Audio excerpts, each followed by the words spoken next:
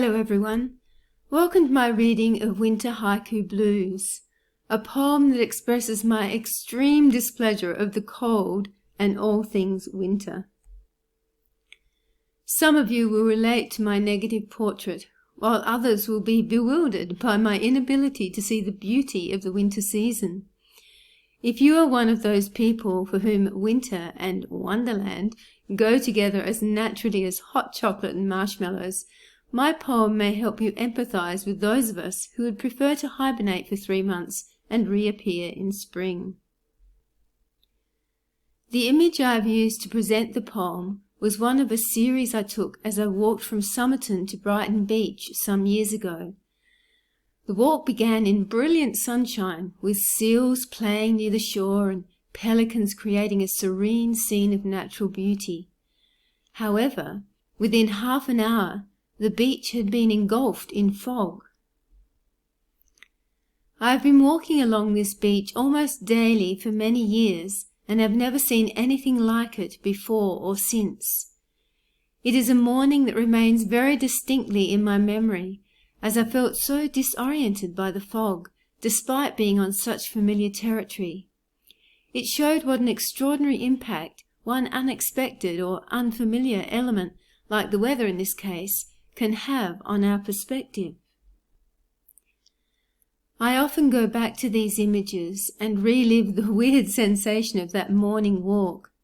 The looming blue frames and different tints surrounding the photograph were used to capture the oppressive and constricting nature of being trapped indoors in winter. As indicated in the title, the poem is created through 4 connected haiku verses. I enjoy experimenting with different poetic forms and like the idea of creating a verse poem using haiku, even though that is not the original intention of haiku.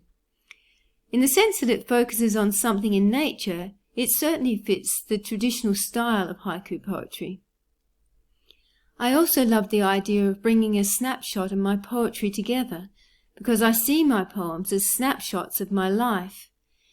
In fact, I lived in Italy for a year and Thailand for 3 years without taking any photos, allowing only my poems to record my experiences. So here is my poem, Winter Haiku Blues. Winter makes me blue.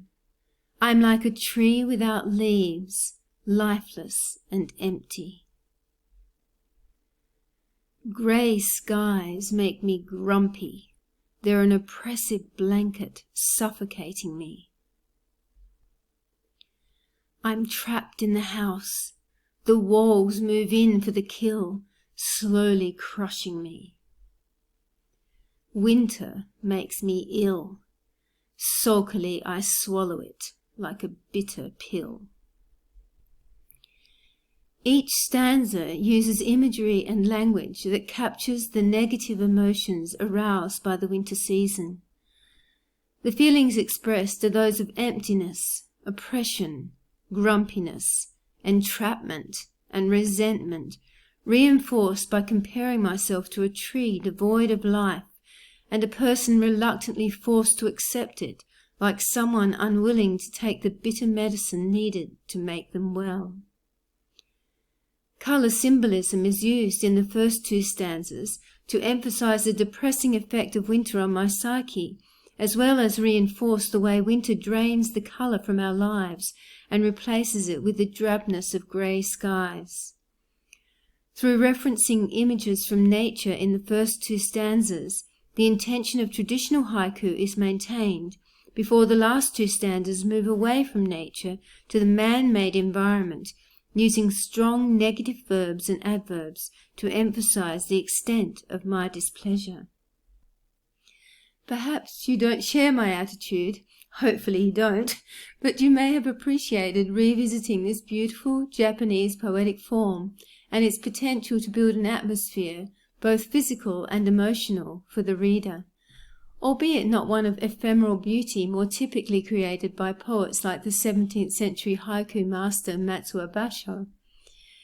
His poems reflect the strong influence of Zen philosophy, which seeks wisdom and tranquility, which he captured in his little haiku snapshots of nature.